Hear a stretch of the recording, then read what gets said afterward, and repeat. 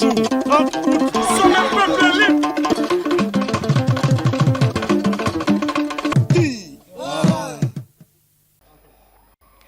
11 minutes exactement, c'est le temps qu'aura duré donc ce discours à la nation du président de la République, chef de l'État, chef du gouvernement dans le cadre de la célébration, la commémoration du coup de libération. C'était un 30 août 2023, voilà maintenant 2 ans. Un discours avec une forte tonalité, émotion, reconnaissance, hommage, souveraineté recherchée.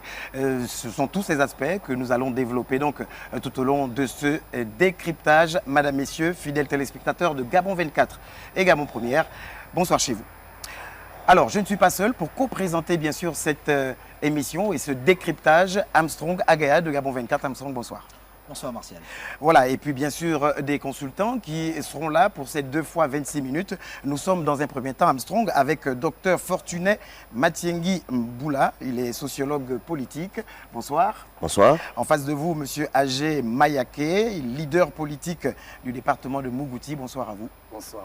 Allez, tout de suite, Armstrong. Oui, je m'en vais directement me retourner vers le docteur Fortuna. Alors, une question se pose d'entre deux jeux. On parle de la célébration du 30 août dans la province de la Nyanga, précisément dans la commune de Tchibanga. Je ne vous demanderai pas d'aller fouiller dans les motivations du chef de l'État ou alors du gouvernement avec, mais selon vous, qu'est-ce qui peut, en tant que sociologue politique, justifier le choix de la province de la Nyanga? Donc je vous remercie, Monsieur Armstrong Agaya. Donc ce choix, à mon humble avis, peut être justifié par le fait que la province de la Nyanga, dans l'histoire, est une province frondeuse. Frondeuse parce que c'est une province qui a beaucoup résisté à l'occupation. Et c'est une province aussi qui a dit non au général de Gaulle. D'accord. Et dans l'histoire, on reconnaît aussi la Nyanga, la province qui a vu naître un résistant, de Nyanda Makita, mais de son nom de guerre, le Kumbu, comme on dit chez nous, Mavurulu, donc, qui a lutté contre la pénétration coloniale, mais qui s'est même sacrifié pour sauver les siens. Que cite d'ailleurs Brice Clotaire Oligui-Nguema dans son allocution. Bien entendu, parce que je veux le dire, c'est un peu le même esprit. Cet esprit de résistant, cet esprit courageux qui les habite. Parce que ce soit l'un comme l'autre, Nyanda Makita dans les temps coloniaux, le président Brice Clotaire Oligui dans les temps après la colonisation, avec ce coup de la libération. Mais ce coup de la libération est une rupture avec un ordre ancien, soutenu non seulement de l'intérieur, mais de l'extérieur. Et quand on sait que l'extérieur a des arguments très persuasifs, on peut dire quand même que là, l'homme a fait preuve d'un courage. Il fallait le faire. D'accord. Alors justement, Armstrong, cet hommage aux guerriers, aux grands guerriers, hommage également de Brice Clotaire Oligui-Nguema, bien sûr, aux forces de défense et de sécurité, et avec émotion. Pourquoi? Tout à fait, les frères d'armes se reconnaissent. Il ne l'a pas fait tout seul, il a fallu qu'il soit appuyé de ses frères d'armes, des frères de confiance. Imaginez un peu le stress face à un tel coup, au moment de le faire. Il y a un stress parce qu'à tout moment, quelqu'un peut se détacher et trahir.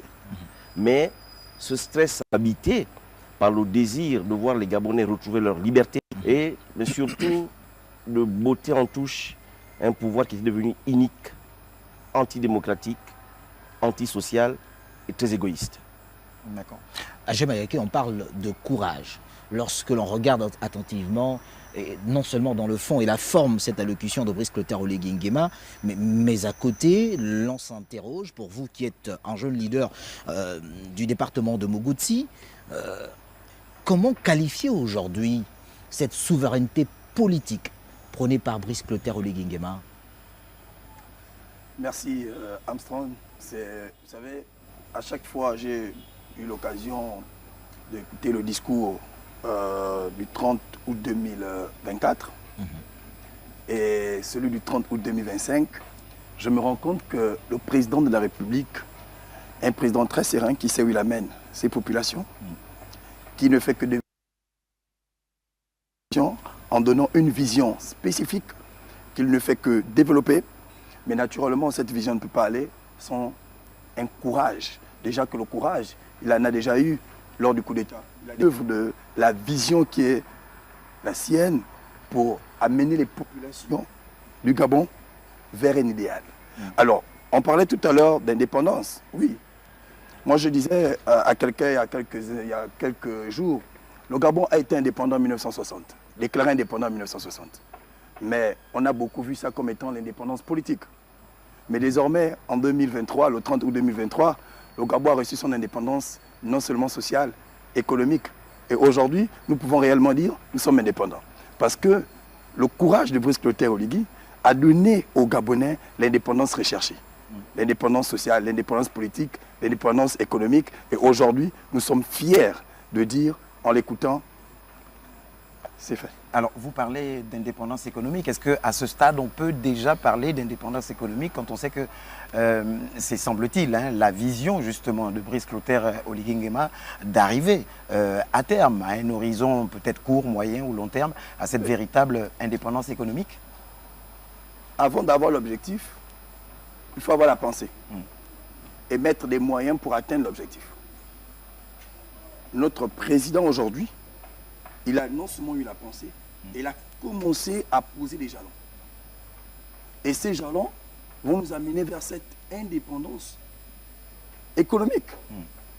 Et parce qu'aujourd'hui, vous savez, lorsque nous essayons de voir comment les jeunes Gabonais se battent aujourd'hui dans des métiers, vous voyez, à Libreville, j'ai vu des jeunes faire les routes en béton. Mais avant, on ne peut pas croire que les Gabonais devaient se lancer à construire eux-mêmes, hein, faire les routes en béton, eux-mêmes, mettre les pavés eux-mêmes. Et encore même, allons-y plus loin. Non seulement ça, on va même plus loin en faisant en sorte que les grandes entreprises puissent venir investir chez nous, mais en ayant pour potentialité les Gabonais. Il a eu avec son équipe, et aujourd'hui, il est en train de matérialiser, on parle d'une indépendance. Et au fait, aujourd'hui, ça nous fait croire et ça nous fait espérer, nous les plus jeunes. Ça nous fait croire et ça nous fait espérer. Et nous savons qu'avec un tel élan, nous atteindrons ensemble l'objectif escompté. Agé Mayake, soyons pratiques. Nous sommes dans la province de la Nyanga, précisément à Tchibanga actuellement pour la célébration du 30 août. Ouais. Quels sont les éléments qui justifient, selon vous, cet horizon meilleur? Je vous repose également la question à vous. Hein. Prenons le cas de la province de la Nyanga. De manière très simple, le marbre de Lucien Oussou. Allons-y plus loin. Le port en profond de Mayumba. Les deux, vous comprenez qu'il n'est pas juste en train, il n'est plus au niveau de la pensée, il est au niveau du processus pour atteindre l'objectif. Et c'est pourquoi nous, dans la Nyanga, nous soutenons. Lorsque nous sommes arrivés au référendum, il était question de prouver au chef de l'État que ce qui a commencé, nous devons arriver à maturité. Voici pourquoi les Ninois, 90% ou plus de 88% le oui au référendum. Contre l'élection présidentielle. Pourquoi? Parce que nous avons vu que ce n'est plus une question où on venait nous berner avec les paroles. Il y avait déjà le processus. Et quand il y a le processus, c'est qu'on va atteindre l'objectif. Et nous sommes là-dedans. Alors, Fortuné Matiangui, oui, dans le prolongement, effectivement, on voit le choix de la Nyanga, G5. Certainement, les adeptes de la numérologie pourront voir ce qu'il y a derrière ce 5. Mais le choix de Brice Clotaire Oligui Nguema, fortuit, ou réellement il y a une vision derrière. Aujourd'hui, nous sommes dans la Nyanga. Ah non, il ne peut pas être fortuit. Sur le plan économique. Pas du tout, il ne peut pas être fortuit. D'abord, il faut rappeler qu'en 60, on proclame l'indépendance du Gabon, c'est une indépendance politique. Mais une indépendance politique qui n'a pas d'indépendance économique reste purement formelle. Et alors, quand il vient dans la Nyanga, c'est pour lancer le processus d'industrialisation, c'est-à-dire une bonne partie de l'économie, pour asseoir cette indépendance, cette souveraineté économique. Il l'a dit. La Nyanga. Et comment pourrait-elle justement se manifester, cette indépendance économique? Elle a commencé. Vous, en tant que fils justement de... Elle a commencé lorsqu'il fait appel à des investisseurs étrangers, lorsqu'il va par exemple au Nigeria chercher de l'argent pour le projet Belinga Mayumba, donc la voie ferrée, et le port en eau profonde de Mayumba, il a commencé. Les signatures ont été établies, les investisseurs sont arrivés, certains sont déjà à pied d'œuvre, ils commencent. Et avec ceci, de dire, attention, notre indépendance économique va servir d'abord une préférence nationale. Les Gabonais vont être appelés à développer d'abord eux-mêmes leur pays. Cela ne veut pas dire que l'expertise externe n'est pas la bienvenue. Au contraire, pourquoi refuserions-nous l'expertise externe puisque nous sommes une terre d'accueil? De toute façon, le Gabon a été développé par l'expertise externe. Mais il est temps aussi maintenant que l'expertise interne commence par travailler son pays et vraiment tordre le cou aux idées qui disent que les Gabonais sont paresseux. Non, il n'y a pas de peuple paresseux. Ce sont des très mauvaises interprétations. À la limite, ce sont des insultes. Il n'y a pas de peuple paresseux. Il y a un projet politique qui met en action ces populations et les populations travaillent. Il faut le voir plutôt comme ça. Donc, plus pratiquement, pour revenir à votre question, les investisseurs étrangers, les partenariats signés, les prospections sur le terrain commencent déjà à parler de cette souveraineté économique, mais avec en plus l'embauche des Gabonais eux-mêmes. Alors cette volonté de souveraineté économique qui commence dans le cadre de la célébration décentralisée, qui commence par la province de la Nianga. Oui. Quel message le président de la République, selon vous, bien sûr, veut-il lancer derrière? Commencer par la Nianga. Je vous l'ai dit tout à l'heure lorsque j'ai commencé mon propos. La Nianga, même dans les livres d'histoire, est considérée comme une province rebelle. Province rebelle. Était considérée. Oh, non, jusqu'alors. Non. Jusqu'alors, si vous regardez les livres d'histoire, elle est considérée comme une province rebelle. Maintenant, bien entendu, avec ce qui s'est passé à partir du 30 août, la Nianga est en train de prendre notre cap. Et tout à l'heure, j'écoutais une dame, mais qui le disait en langue pour nous. On a eu plusieurs présidents. On n'a jamais vu ça. On a toujours considéré la Nianga comme une province rebelle. Maintenant, la Nianga a trouvé un fils courageux qui lui donne un cap. Et les habitants de Nianga seront derrière ce fils. Elle le disait en langue pour nous, je l'entendais. D'accord? Donc sur ce plan, peut-être, vous pouvez avoir raison, parce qu'à partir d'août 2023, la Nianga a changé de cap. La preuve, les résultats au référendum et à l'élection présidentielle. Donc, peuvent soutenir ce que vous êtes en train de dire. Mais il n'empêche que la Nianga a été une province rebelle.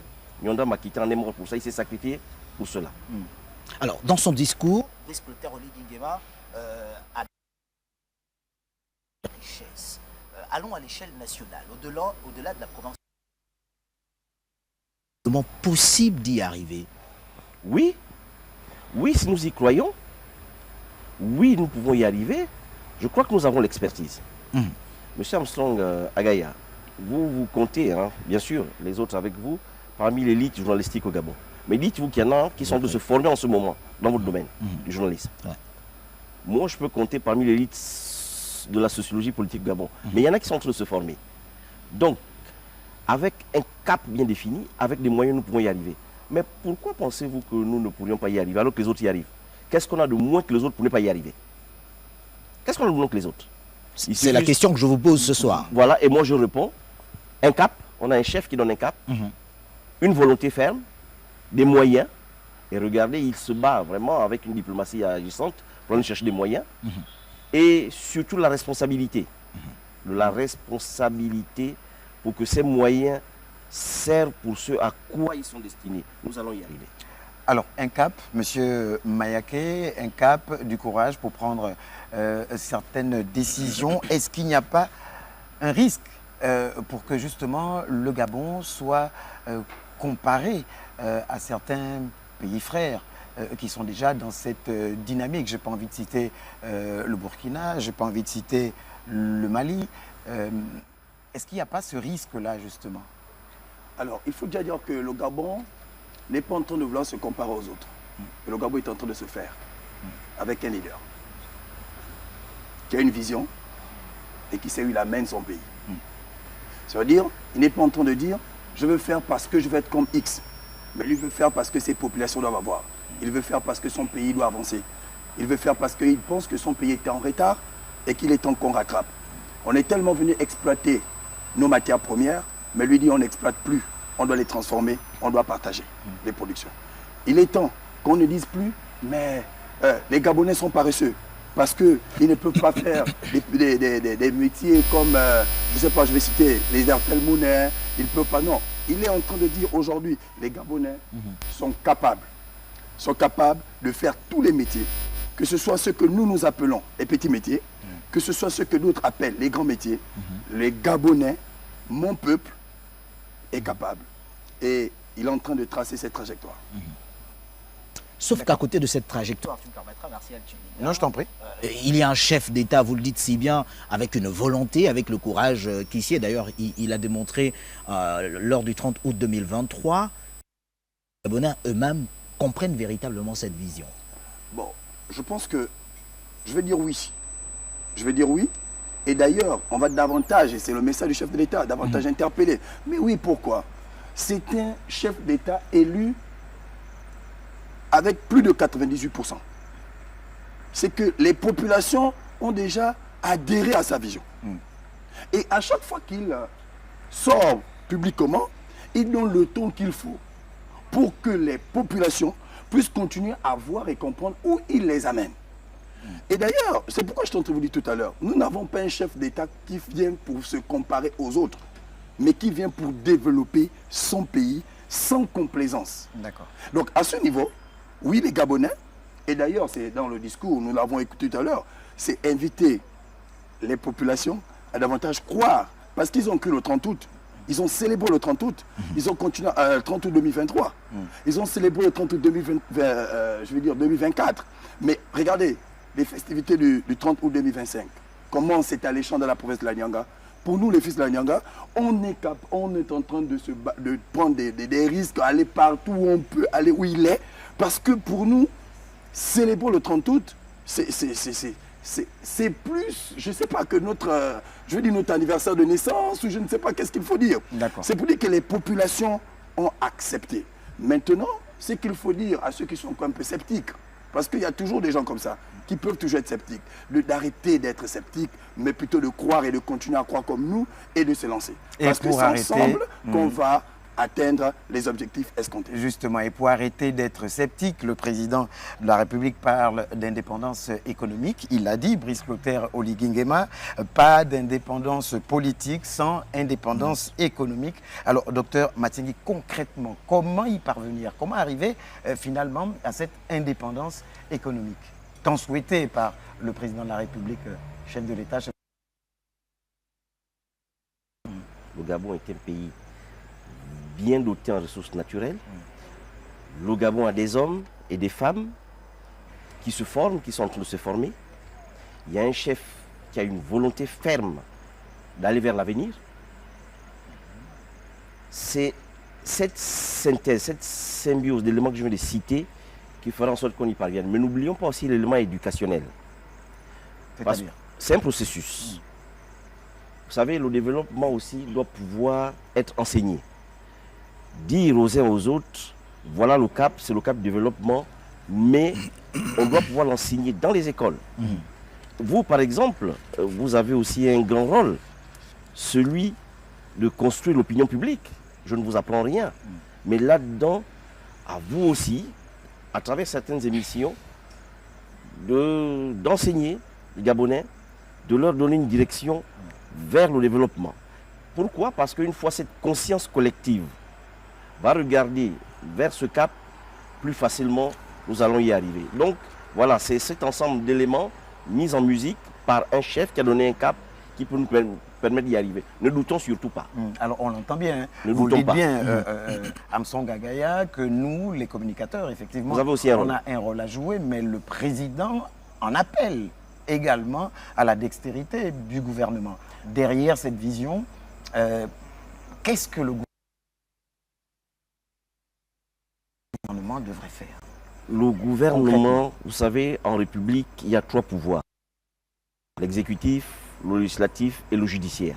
Le gouvernement exécute.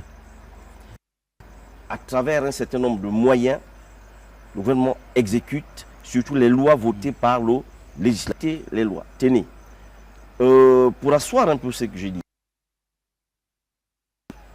quand on parle de l'informel au Gabon, l'informel fait entre 40 et 50% de notre PIB en 2024, qui est de 21 milliards de dollars. Entre 40 et 50%. Ça, c'est l'informel. Ouais. 80% des entreprises dans l'informel sont détenues par des étrangers. Si vous faites le compte, et on dit qu'un dollar vaut à peu près 565 francs CFA, donc nous tombons à peu près à 4800, sinon 5000 milliards au mains des étrangers. Mais diante, quel est ce gouvernement qui ne va pas prendre des mesures pour capter cette fuite de capitaux? C'est à ce niveau, et là le conseil de ministres du 12 août a été très salutaire. Nonobstant ceux qui critiquent, qui peuvent critiquer, mais le Gabon a une vision claire. Et le conseil des ministres a dit, on va reformer l'informel. On va formaliser l'informel pour capter toute cette fuite de capitaux. Alors, il ne nous reste que quelques minutes à passer ensemble pour la fin de cette première partie. Mais allons dans le discours de Brice Clotaire Oligui Nguema. Il dit, pour le citer, le Gabon ne peut plus continuer à être un puits sans fin dont on extrait tout, sans véritable bénéfice pour les Gabonais. Pour comprendre ce que vous venez de dire, est-ce qu'en réalité, à partir de ce moment, il n'y a pas une forme d'invite à une prise de conscience pour les Gabonais, mais surtout demander aux Gabonais eux-mêmes de commencer à entamer ce processus de la gabonisation, par exemple, de certains métiers, sans que ce ne soit le président qui vienne le dire? D'accord avec vous, les Gabonais... C'est une question. Oui, c'est une question. Ouais. En fait, les Gabonais, certains Gabonais avaient déjà même commencé. Parce que n'oubliez pas quand même que la pauvreté rampante en fait, a fait que certains Gabonais commencent un peu par se questionner. Et heureusement pour nous qu'on a eu un chef qui est arrivé, qui est allé dans ce sens. Pour cette fameuse gabonisation d'abord de notre économie, Gabon d'abord, préférence nationale, ça ne veut pas dire qu'on chasse des étrangers, pour rappel, qui font 20% de la population gabonaise, hein, qui est à 2,6 millions de personnes. Mais 40% avec des chiffres de l'information, de l'immigration illégale. 40%. En Afrique, nous sommes les premiers. Nous vivons en symbiose ici. Est-ce qu'on les a chassés? Donc, monsieur Agaya, le chef de l'État a donné un cap. La gabonisation est là, la préférence nationale est là. Nous ne chassons personne. Et si vous ramenez ce que je viens de dire par rapport à l'informel, vous comprenez qu'il est plus qu'urgent d'aller capter en chiffres les 5 000 milliards qui nous échappent par an et qui peuvent nous servir à payer notre dette qui s'élève à 7 000 milliards. Alors, il nous reste 2 minutes à peine hein, pour cette première partie. Alors, le chef de l'État a dit ceci. Dorénavant, nous devons transformer notre bois en meubles, notre pétrole en carburant raffiné, notre minerai en métaux et en alliages précieux, notre or en bijoux, notre cacao en chocolat gabonais, notre marbre en carreaux et notre potasse en engrais. Selon vous, avec quel potentiel est-ce qu'il y a des hommes capables de répondre à ce besoin, à cette exigence? Moi, je veux dire, ben oui, il y a des hommes capables. Là où il n'y a pas, s'ils ne sont pas sur le territoire national, mais il y a certainement d'autres qui sont en étranger, mais qui et qui peuvent venir accompagner. N'oublions pas que le Gabonais n'est pas que celui qui est au Gabon. Le Gabonais peut être aussi celui qui est au Bénin, qui est en France, en Europe, partout, qui peut venir mettre, je veux dire quoi, son expertise. Vous dire qu'on va exclure, que Brice Clotaire Oligui Nguema va exclure totalement l'expertise étrangère? Non, non. Il a dit où nous avons l'expertise nationale, mais on doit l'exploiter. Et où est l'expertise étrangère? Elle est la bienvenue. Et d'ailleurs, il a toujours travaillé ici. Notre constitution protège très bien nos frères expatriés. Et d'ailleurs, nous souhaitons que tout soit à jour parce qu'elle les protège déjà.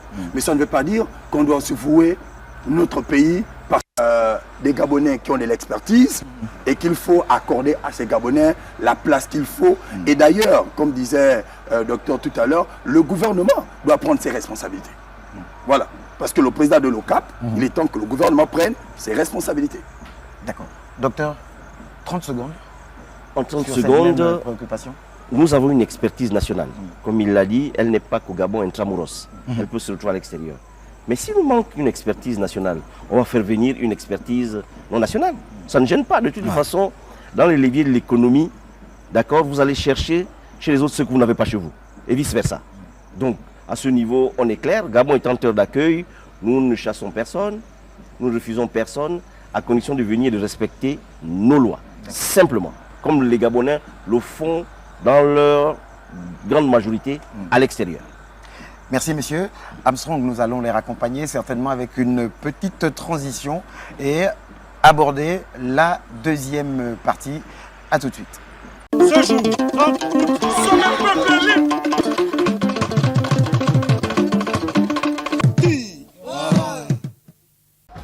Voilà, retour donc sur ce plateau spécial décryptage du discours à la nation. Président de la République, chef de l'État, chef du gouvernement Brice Clotaire Oligui Nguema. Nous recevons, alors que nous sommes toujours bien sûr avec le docteur Fortuné Mathieu-Guiboula, nous recevons en revanche le président du mouvement Impact Diaspora, Armstrong. Oui, peut-être repartir côté économique. Je reprends encore quelques lignes de ce discours. Dans cette dynamique, la production deviendra un levier stratégique qui garantira au Gabon une part juste et équitable dans l'exploitation de ses ressources. À tous ceux qui accepteront ce principe, les portes du Gabon vous seront largement ouvertes. Dixit Brice Clotaire Oligui Nguema ce soir à l'occasion de son allocution du 30 août pour la commémoration du 30 août 2025. Dites-nous la lecture que vous faites de ces lignes. Tous les pays qui se sont développés ou qui prennent le chemin de développement ont pour base la redistribution. Donc la redistribution équitable, j'entends bien, des ressources naturelles, des richesses naturelles, est à la base du développement. Quelle est cette économie qui peut se défier de la redistribution? Si on ne l'a pas compris, on ne fait pas une économie, du moins une économie prospère. Parce que la prospérité doit pouvoir frapper, doit pouvoir toucher le peuple. Pour que le peuple soit prospère, alors il faut aussi une économie qui sache redistribuer. Bien entendu, je mets ici la notion d'équité. Bien entendu. On pourra la développer peut-être un peu plus. Trop souffert justement de cette défi. Pourquoi est-ce que le président, si vous voulez, va rompre le contrat avec l'Union européenne par rapport au thon, la pêche, Sur la pêche, oui. du thon. J'avais fait des calculs, j'ai à peu près 600 millions de dollars, là où le Gabon n'en recevait que 2 millions de dollars. 600 millions contre 2 millions alors que le thon est pêché au Gabon. Comment voulez-vous que nous ayons la prospérité et comment voulez-vous que ce soit une économie équilibrée lorsque nous sommes grugés jusqu'à ce niveau? Je pense qu'avec une meilleure redistribution, nous pouvons nous-mêmes aussi faire mieux parce que nous avons de toute façon nous avons besoin de cette richesse pour mettre en branle notre économie, pour financer nos propres projets, au lieu d'aller chercher l'argent à l'extérieur. Est-ce qu'à ce niveau-là, le Brice Clotaire Oligui Nguema ne court pas le risque de heurter les partenaires internationaux Mais au nom de la souveraineté? j'entends bien, mais il n'y a que les économique. plus égoïstes. Pour être qui serait égoïste? Lorsque chez eux, ils parlent de souveraineté nationale. Au contraire, nous parlons de souveraineté nationale, tout de suite, c'est une levée de bouclier. Pourquoi? Mais ce qui est bien pour eux, ils doivent aussi penser que c'est aussi bien pour nous. La souveraineté nationale n'a pas qu'un seul camp. Je crois quand même que dans les textes des Nations Unies, la notion de souveraineté nationale est bien inscrite. Mais elle passe aussi par l'économie qui est la capacité, pour dire simplement, à faire manger ces populations de façon efficiente. Alors Armstrong, récemment encore, dans un passé récent, la diaspora n'était pas très active ou ne participait pas au développement de notre pays. Ce n'est plus le cas, semble-t-il. Je disais que nous avions sur ce plateau Hugo Mikweki, président du mouvement Impact Diaspora. Alors, autour de cette vision du chef de l'État dans son discours qui prône aujourd'hui plus que jamais la souveraineté économique. Comment est-ce que vous percevez, vous, la diaspora, comment vous percevez et comment entendez-vous contribuer effectivement à ce que le Gabon soit finalement souverain sur le plan économique? Alors, vous me permettrez, Marcel, Oui. de rajouter tout de même, cette diaspora a toujours été pointeuse du doigt. De ne pas avoir la capacité de participer au développement économique du pays. Pour le cas du Gabon, on sait tout ce qui a souvent été évoqué. Récemment encore, dans un litige que je ne voudrais pas évoquer ici, mais vous comprendrez, suivez mon regard, il y a ces propos qui ont été sortis. Or, Brice Clotaire Oligui Nguema, dans son discours, dit « Voilà pourquoi je ne cesse de lancer cet appel solennel à tous les Gabonais. Unissons-nous, c'est dans l'unité que nous devons construire notre avenir. » Le président Brice Clotaire Oligui Nguema nous a rendu le droit de rêver. Vous D'accord. conviendrez avec moi que les jeunes Gabonais ne rêvaient plus. On rêvait d'exode, d'exil, on rêvait de partir. Aujourd'hui, nous rêvons de Tom qui, le 30 août, nous a rendu notre fierté, qui a restauré notre dignité d'être Gabonais. Aujourd'hui, à Paris, je n'ai pas honte de dire je suis Gabonais.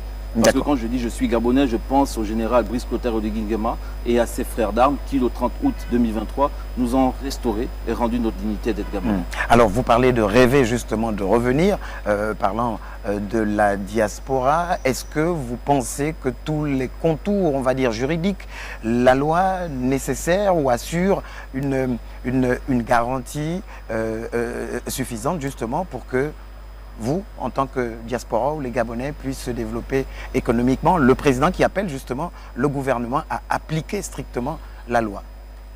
Je vais vous répondre par l'affirmatif parce que moi-même je suis la preuve concrète de cet appel du président qui a fait de moi ce qu'aujourd'hui j'essaie d'être parce qu'il m'a rendu ce droit de rêver. Je suis revenu travailler au Gabon dans les meilleures conditions. La loi nous permet de revenir aujourd'hui. Et c'est un appel que j'ai associé à mes frères de la diaspora pour qu'ils reviennent concrètement, voir, toucher, que le président c'est un homme pragmatique. Bon, enfin, qu'est-ce que vous avez pu faire en revenant au Gabon? Soyons pratiques. Vous parlez d'un président qui ouvre les portes à la jeunesse, à tous les Gabonais, mais vous, en revenant au Gabon aujourd'hui, en se basant sur ce qui est dit dans ce discours, qu'est-ce que vous avez déjà été capable de réaliser grâce à ce président? Grâce à ce président, le 24, c'est dans l'aventure de construction de routes en béton, des voiries secondaires en béton, où j'embauche plus de 82 jeunes Gabonais qui construisent des routes à Ebakater, Milom Village, des endroits qui étaient enclavés. Ouais. Et aujourd'hui, c'est prendre aujourd'hui, moi concrètement, si j'ai pu le faire avec ces Gabonais-là, en revenant massivement, nous, diaspora, nous pourrons nous élancer dans plusieurs domaines d'activité. Moi, ça a été des BTP, donc la construction des voiries secondaires, à Milom Village et Bakater. Aujourd'hui, les populations voient l'action concrète du chef de l'État dans leur quartier. Depuis 40 à 30 ans, ils attendaient la route. Et aujourd'hui, elles ont la route grâce au président Oligui, qui, par ma voix, par mon passage, a pu poser des actes concrets. Et justement, docteur, par rapport à cela, à ces lois, le président Brice Clotaire Oligui Nguema, dans son discours, appelle justement les pays amis à respecter nos lois. Pourquoi? Mais vous savez, la souveraineté nationale s'est construite sur la base du respect des territoires, des uns des autres et des lois. Si le Gabon souverain... Est-ce à dire que ces lois auraient été bafouées ou alors... Mais le fait de ne pas respecter quand même les décisions d'un conseil de ministres, souverainement un État décide de ce qu'il doit faire, décide de son avenir, et qu'à côté, il y ait d'autres États qui le prennent mal, il y a un gros souci. Est-ce qu'on nous respecte en tant que Gabonais ou on ne nous respecte pas? Est-ce que derrière cela se cache la volonté, comme il a dit lui-même, de venir puiser dans un puits, de venir puiser dans une mine d'or, sans qu'on ait des comptes à rendre? Est-ce que c'est cela? Cette levée de bouclier... Mais surtout sans qu'il y ait une redistribution équitable. Voilà. Surtout sans qu'il y ait cette redistribution équitable. Est-ce que ce sont les mêmes contrats qu'on veut signer, ces contrats léonais, là où nous avons, comme j'ai dit tout à l'heure, par rapport au temps, nous, l'Union européenne a 600 millions de dollars et le Gabon n'en a que 2. Est-ce que c'est cela qui se cache derrière cette levée de bouclier?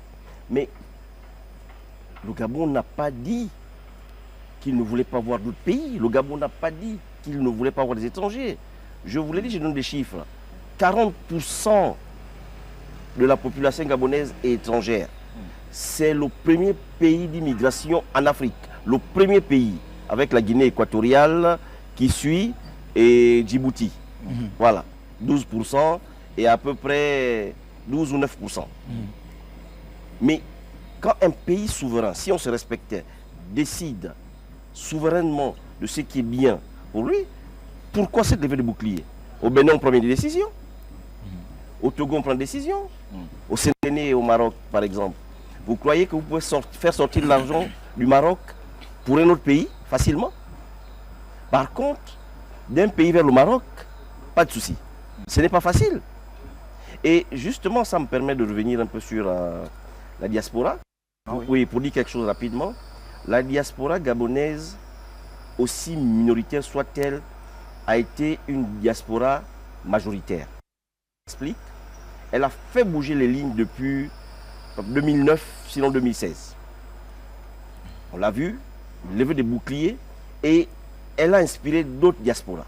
Donc sur le plan politique, elle a été très agissante. Mais sur le plan économique? Voilà, c'est là j'en viens. Il est temps aussi maintenant que la diaspora gabonaise, par exemple, puisse construire une banque, la diaspora, comme au Mali et comme au Maroc. Pourquoi est-ce qu'on ne pourrait pas ponctuer quelque chose, bien sûr, en fonction des revenus des uns des autres, pour ne pas les mettre très mal, pour construire une banque, la diaspora, qui financerait les projets de la diaspora. Bon, je lance ça comme ça en discussion. Après, à voir comment ça peut se faire.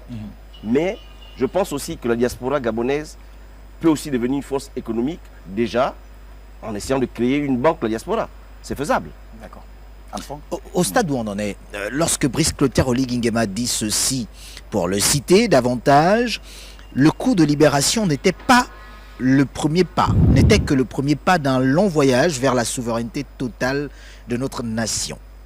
Dans cette souveraineté, une attention particulière sera également portée sur la sécurité intérieure, la sûreté à nos frontières et l'intégrité de notre territoire. À côté de cette souveraineté économique que le Gabon veut retrouver et devra retrouver, il y a que certains de ses compatriotes, de ces personnes qui viennent d'autres nations n'arrivent pas forcément dans les conditions qui sied. Il ne faudrait pas un peu plus de courage à partir de ce moment pour que des véritables dispositions soient prises et que ce peuple gabonais accompagne véritablement Brice Clotaire Oligui Nguema à mener à bien les réformes qui sied. C'est là où la loi doit frapper avec rigueur. D'accord. Mais vraiment, la loi, nous avons par exemple une loi sur l'immigration. La loi doit être appliquée en toute rigueur. Parce que justement, ceux d'autres pays qui viennent par des chemins illégaux, illicites, viennent fausser même le jeu économique. Et ce sont eux qui grossissent l'informel. L'informel qui nous fait perdre près de 5 000 milliards de francs CFA, j'entends bien, par an. Si on essayait de mettre un tampon aux frontières avec les moyens qui peuvent être les nôtres, évidemment, nous allons juguler cet informel qui paralyse notre économie. Parce que c'est une immigration incontrôlée, mais lorsqu'elle arrive, justement, elle fait ce qu'on appelle petit métier pour vivre. D'accord, alors on va poursuivre avant de remercier justement notre ami Hugo Mikweki, je rappelle, président du mouvement Impact Diaspora. Alors le président a dit ceci: Gabon d'abord doit être plus qu'un slogan. Alors vous qui êtes de la diaspora, comment est-ce que vous recevez, vous percevez ce message du président de la République? Alors, ce message, comme le président l'a dit, plus qu'un slogan, c'est d'abord une priorité nationale. Donc, quand nous entreprenons au Gabon, c'est dans une compétence égale, Gabon d'abord. Lorsque nous n'avons pas la compétence, nous pouvons accepter de la prendre ailleurs.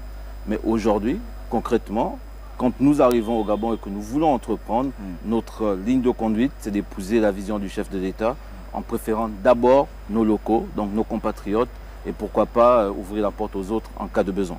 En tout cas, merci à vous Hugo Mikweki et merci également pour ce que vous faites et ce que vous avez déjà fait grâce à cette vision renouvelée et ouverte du chef de l'État. On va poursuivre, Armstrong, avec... Justement, docteur, permettez-moi d'embrayer sur cet élément important, ce point important. Ça nous amène à parler de patriotisme. Depuis l'avènement de la transition et même de la 5e République, à ce jour, Brice Clotaire Oligui, partons dans ces lignes. En plus de ces efforts, je crois fermement qu'en cultivant le patriotisme, l'unité, le sacre, analyser ces mots, empreints de profondeur. L'interprétation que je fais de ces propos est la suivante.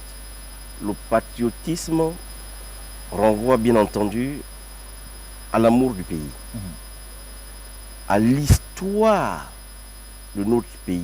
Quand il évoque les résistants, ce n'est pas pour rien, lui-même étant militaire, il est conscient des sacrifices faits par les résistants.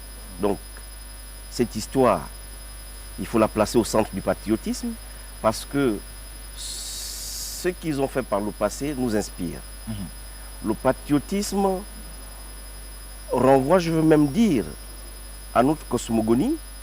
Je vais essayer d'expliquer ce que ça veut dire. Je vous en prie. À notre vision du monde, à notre rapport à la terre, à notre rapport à la nature, mais aussi au rapport à nos ancêtres. Nos ancêtres sont enterrés ici. Nous tous.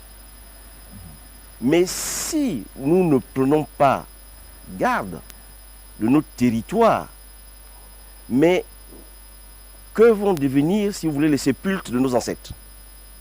Donc le patriotisme renvoie à tout cela, l'amour du pays, l'amour des frontières, l'amour du territoire, l'amour de notre passé, l'amour de notre mémoire, l'amour de notre histoire.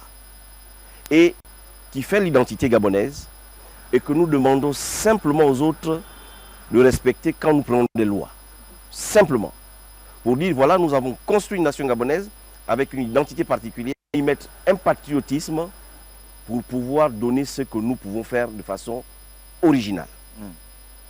Alors, Armstrong nous a rejoint donc sur ce plateau pour le décryptage bien sûr du discours du président de la République, Freddy Koula Moussavou. Alors à la consonance, on comprend bien, lui il est le fils de Mouabi, précisément donc de Mokabé, c'est bien cela.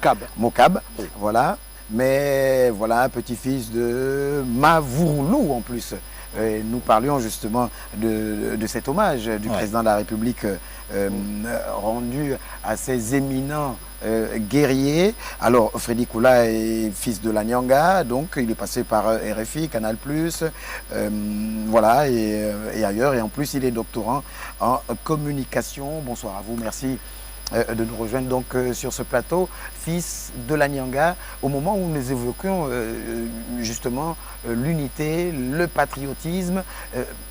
Que dire à ce stade-là du décryptage par rapport au discours, bien sûr, du président de la République, Freddy? Bonsoir Martial, bonsoir Armstrong. Et je suis bien heureux d'être en face de mon enseignant à l'université, parce qu'en première année d'université, j'ai eu la chance d'avoir été tenu par mon enseignant en face.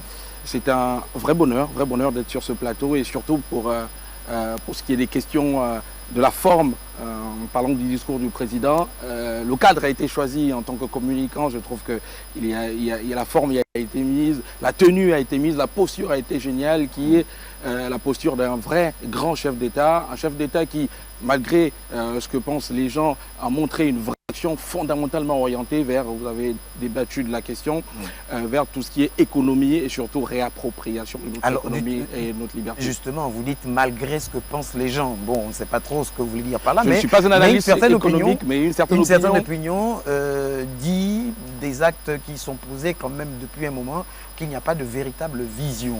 Il faut créer de l'emploi, il faut une économie qui fonctionne, il faut que les gens qui aujourd'hui sont des agriculteurs, que ce soit l'agriculture de survie ou même l'agriculture industrielle, doivent pouvoir écouler leurs produits, doivent pouvoir avoir un espace, c'est-à-dire un marché potentiellement pour écouler leurs produits, parce que si finalement on arrive à cueillir des bananes, on arrive à cultiver des produits agricoles, mais qu'on ne peut pas les écouler, on comprend bien qu'on tourne en rond et qu'à la fin, on comprend aisément ce point d'honneur mis sur Mouabi, et d'ailleurs, on le comprend. Nous sommes dans la province de Lanyanga actuellement, plus précisément à Tubanga, mais repartons dans son discours.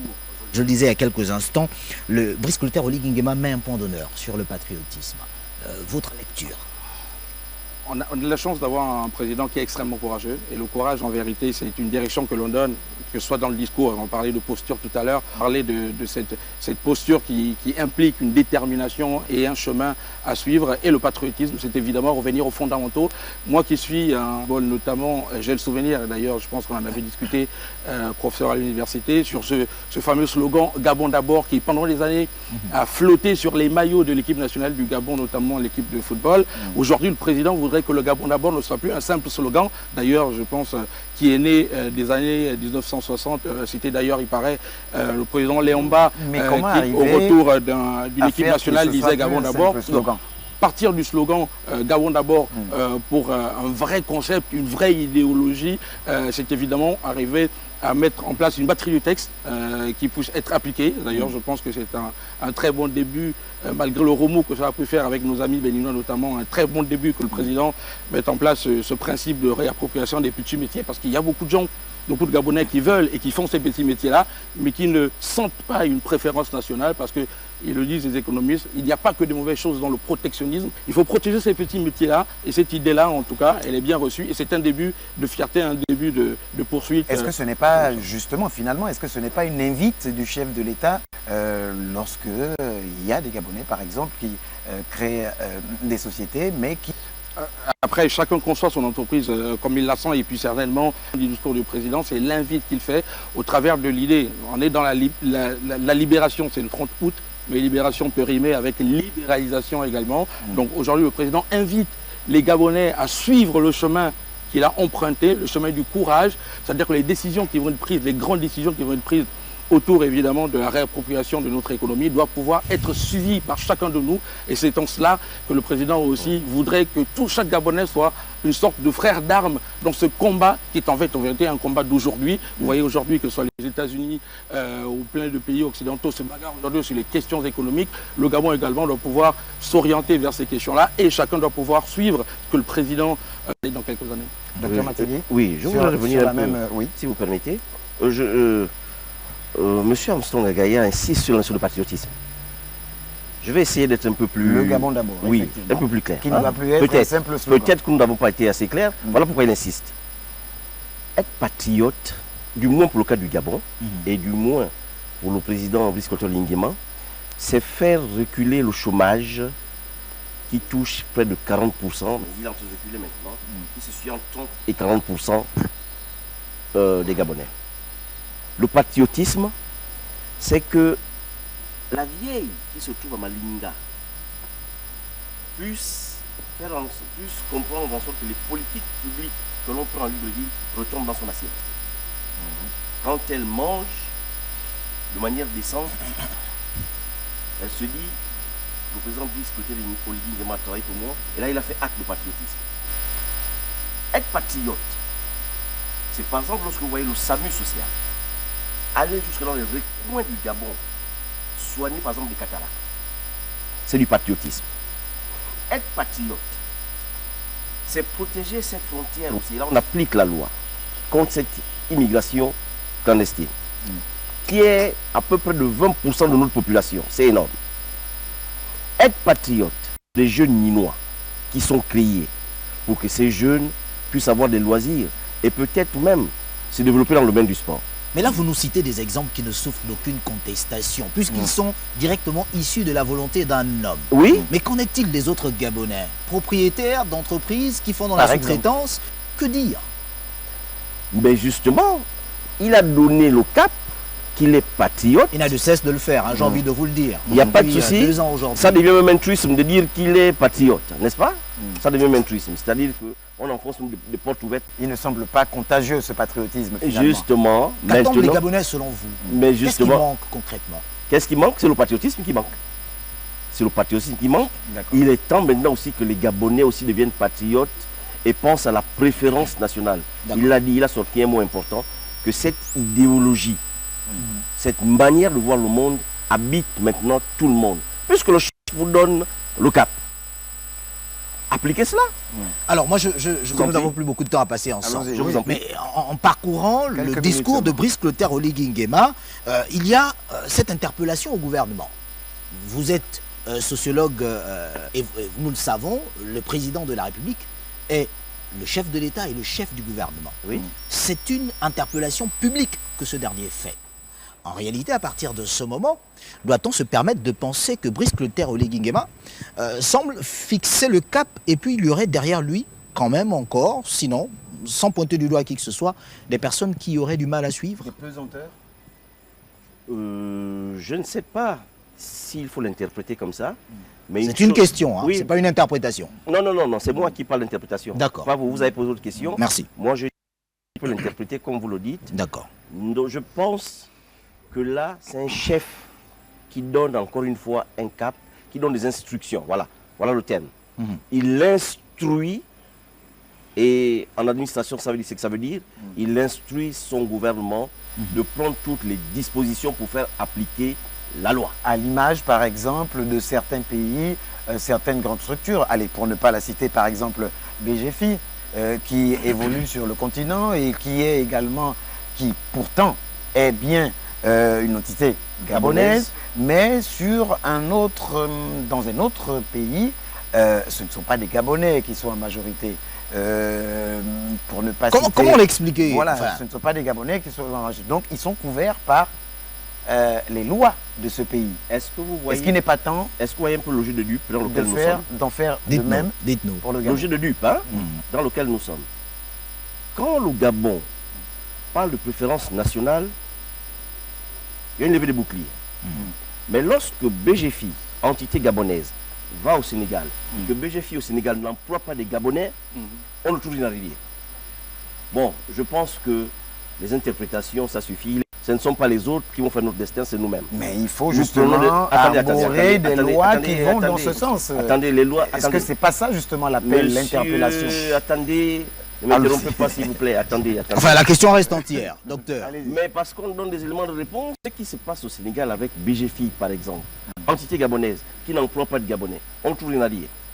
Mais quand au Gabon on parle de les interprétations des uns des autres, ne sont pas là pour nous. Je crois que le président Brice Clotaire Oligui n'a pas été élu pour dire voici ce que nous voulons. Il faut donc que les textes de loi soient rédigés en faveur des Gabonais pour qu'ils soient protégés. Les textes doivent être... et qui peut-être limitent la main-d'œuvre étrangère, comme c'est le cas dans d'autres pays. Il n'a pas été élu pour faire plaisir aux autres. Il a été élu parce que les Gabonais lui ont donné... Que ce qui manque, et je ne vous pose pas la Dernière question à vous, ce sera la dernière. Je me retourne directement vers vous, Freddy Koula. Ce ne serait pas le fait que le Gabon a aujourd'hui un président capable, en moins d'une semaine, de visiter plusieurs localités, discuter avec les populations, lancer des projets, quand dans ces mêmes localités, il est difficile de voir même des responsables d'administration aller résoudre qui touchent véritablement ces populations-là. Oh, c'est en train de se faire. N'ayons pas... La question, vous ne vous étiez pas posée. Hein. Elle ne m'était pas posée? En vérité, Armstrong, on dit souvent qu'un chef, c'est celui qui monte la direction. Et en réalité, un chef doit aussi prendre des décisions qui peuvent être impopulaires. Parce qu'en réalité, quel est le pays qui est devenu une grande nation sans qu'il y ait eu un chef qui soit à la fois autoritaire, parce qu'il l'a montré, le président, à la fois courageux et surtout qui, en bâtissant, peut parfois être impopulaire sur certaines décisions. Et on a aujourd'hui un président qui a ce que les Anglais appellent un autre mindset. Cet état d'esprit-là, en vérité, c'est aussi une éducation qu'on doit pouvoir apporter. On vient de très très loin en termes de mentalité, en termes d'état d'esprit et en termes aussi de patriotisme. Mais c'est cela qu'aujourd'hui, on est en train d'inculquer petit à petit. Il faut parfois être patient avec certaines personnes, mais on a quelqu'un aujourd'hui d'extrêmement ouvert d'esprit, d'extrêmement mobile. Vous avez parlé de visites qu'il fait dans tous les pays. Et surtout, on a un président qui est visionnaire. Et je pense, il l'a dit, on invite qu'il a besoin de la force, comme disait quelqu'un, de cette force de cette population pour que derrière, le bataillon qu'il est en train d'enclencher pour la guerre, pour l'économie et pour le bonheur des Gabonais, soit une guerre qui soit remportée d'ici quelques années. Un président visionnaire, on va s'arrêter là. Un président visionnaire qui prône bien sûr l'indépendance, discours à la nation dans le cadre de la souveraineté économique. La souveraineté économique, d'avoir été des nôtres tout au long de cette émission. Magaya, merci en tout cas à toute la technique qui a permis que ce soit de Gabon 24, merci à tout le monde. Merci pour votre fidélité renouvelée, actualisation, pourquoi pas. Bonsoir chez vous et à très prochainement. Ce jour, 30